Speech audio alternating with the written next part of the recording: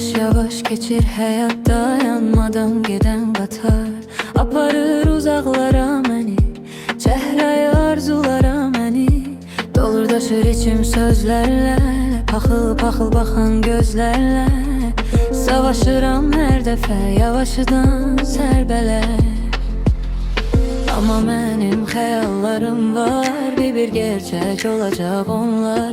Özümə inanıram, şansımı sınayıram.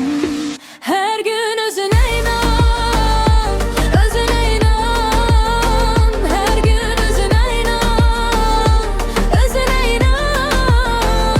Hər gün özünə inan, özünə inan.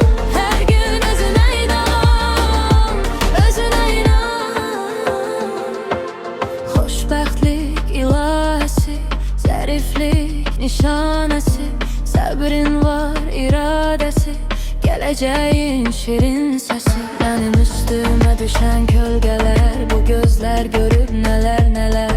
Qazılan quyular, bəhanələr, atılan şərlər, daha nələr. Bunlar vecimə deyil, amma görürəm hər şey gözəl olacaq. Bunu bilirəm, buna görə hamısını bir silirəm. Mən külə dönmüş Feniks dirilirəm. Hər gün özünə inan, özünə inan. Hər gün özünə inan, özünə inan. Hər gün özünə inan, özünə inan. Hər gün özünə inan, özünə inan. Unutma sen güzelsen, değerlisən, bir çiçeksen.